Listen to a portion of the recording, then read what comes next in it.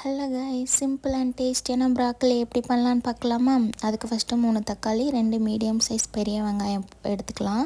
ப்ராக்கலியை salt, மஞ்சள் தூள் போட்டு ஹீட் வாட்டர் போட்டு ஒரு 3 மினிட்ஸ் நல்லா ஊற வச்சுருங்க. அதுக்கப்புறம் அதை எடுத்து வாஷ் பண்ணிக்கலாம். வாஷ் பண்ணிவிட்டு அகெயின் ஹீட் வாட்டர் போட்டு 5 மினிட்ஸ் வச்சுக்கலாம்.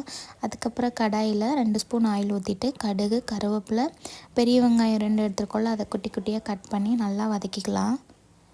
அதுக்கப்புறம் பூண்டு 2 பூண்டு எடுத்து குட்டி குட்டியாக கட் பண்ணி ஆட் பண்ணியிருக்கேன். நல்லா வதக்கிட்டு, இந்த ப்ராக்கலி ரொம்ப சிம்பிளாக பண்ணுறது, டேஸ்ட்டு சூப்பராக இருக்கும். நீங்கள் பூரி, சப்பாத்தி எது கூட வேணாலும் வச்சு சாப்பிட்லாம், அவ்வளோ டேஸ்ட்டாக இருக்கும்.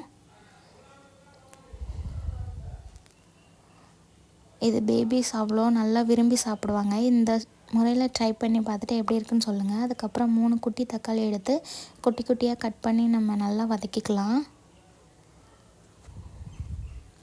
இது ரொம்ப ஹெல்த்தியானது. அதுக்கப்புறம் மல்லித்தூள், கரம் மசாலா, மிளகாய்த்தூள் ஆட் பண்ணிக்கலாம். நீங்கள் காரத்துக்கு ஏற்ற மாதிரி கூட குறைய ஆட் பண்ணிக்கோங்க.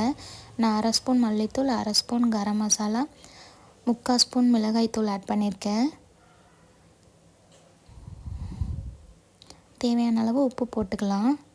ஃபஸ்ட்டு எப்போவுமே உப்பு போடும்போது கம்மியாக போட்டுட்டு பத்தலைன்னா நம்ம லாஸ்ட்டில் ஆட் பண்ணிக்கலாம். அதுக்கப்புறம் ப்ராக்கலி நம்ம ஹீட் வாட்டரில் 5 மினிட்ஸ் ஊற வச்சுருப்போம்ல, அதை எடுத்து நம்ம இதில் போட்டு நல்லா வதக்கிக்கலாம்.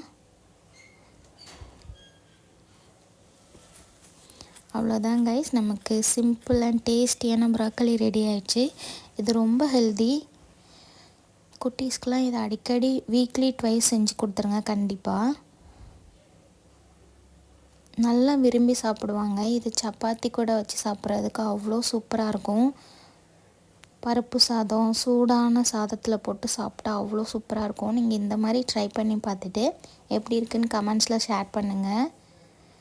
இது ரொம்ப ஈஸியான மெத்தடில் பண்ணுறது, டக்குன்னு செஞ்சு முடிச்சிடலாம். நம்ம இதுக்கான நேரம் 5 மினிட்ஸ் கூட ஆகாது.